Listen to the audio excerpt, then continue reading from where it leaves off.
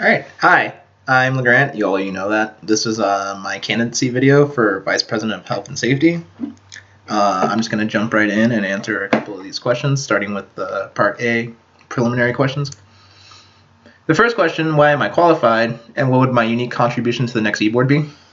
I think one of the biggest reasons I am qualified is because of my serving my time as recruitment chair on this most recent e-board.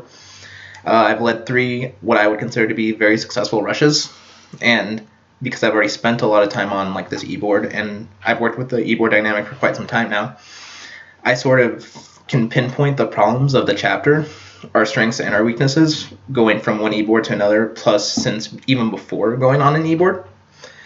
So I think I would offer a very unique and interesting mindset to what sort of problems we've been continuously facing, and since working on that e-board before, I can have a running start to fixing those problems that we've already started and have been working on over the last couple of months or quarters. Why is the position or positions you are running for a good fit for you? Why would I run for that position? Since I'm running for Vice President of Health and Safety, I think it's a really good position for me because I really do take pride in helping people and being there for not just my brothers, but everyone in my life, my family, my friends, even total strangers at times. It's a position that's always appealed to me, and it's part of the reason why I actually decided to stick with the initiation process and join Theta Chi, because I really like the concept of there being a brother there that's there for your mental, your physical, and I guess spiritual, but probably not, needs. It's something that I think I'd be really good at because I've always been good at helping people and have been good at connecting and relating to people, and I've been a trustworthy people have come to their problems. I've been trained a little bit through the resident assistant program on how to handle conflict and handle mental issues and mediation, whatever else. And yeah, it's just something I think I would be good at, something that's appealed to me, something that I've always liked, and one of my goals that I wanted to hit while being a member of this chapter. Next question. My time commitment for the course of a term is fairly open. Besides class, I don't do a whole lot except for Theta Chi things. I am looking to join a couple more clubs next quarter, but I don't think that should impact my time commitment way too much. I do believe that I have open availability, and whatever I do have can be shifted around to best fit the needs of the chapter if need be. And so now we're going to be moving on to the specific questions for the position. So the first question, what does sacred purpose mean to me?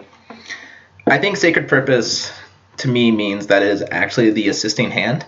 And I know that sounds kind of cheesy or whatever, but the assisting hand for me, I think, is what helps people, or helps your brothers from ever going too far, whether that's a mental issue and they're feeling like they're going too low, it's an alcohol issue, they've been drinking too much, or just they just need someone to talk to. Sacred purpose is there to design to be a way for brothers to feel like they can rely on other brothers without feeling consequence or feeling scared too. What would I do to promote sacred purpose within the brotherhood and on campus? I think I would like to make a couple bit more public sacred purpose events than just the ones that are held by the chapter. I think it'd be really beneficial to sort of our chapter reputation and legacy if we were sort of the pioneers, this mental health or just general safety programs on campus. So in order to do that, I think I would make sacred purpose events a little bit more frequently than they happen, since we in the past, I know we tend to either front load or back load them on either end of an e-board term. So I'd like to make them more consistent throughout the 3 quarters of my tenure as VPHS. And I would just like to make that more prevalent, more of one of the sort of facets of this chapter, one of the ideals that we hold dear. I think, what organization would you reach out in order to better sacred purpose? Why? I think the organization I would really like to work with as a sacred, or as VPHS, to help sacred purpose would be CAPE, which is the Advocacy for Survivors and Sexual Assault and I believe gender identities as well. I don't think anyone in the chapter or my brothers, I'm trusting them all not to have ever sexually harassed or done anything to be warranted a visit from CAPE. But that doesn't mean that there's other people in our lives or on this campus that we don't know that are sexually harassing or doing those morally irreprehensible things.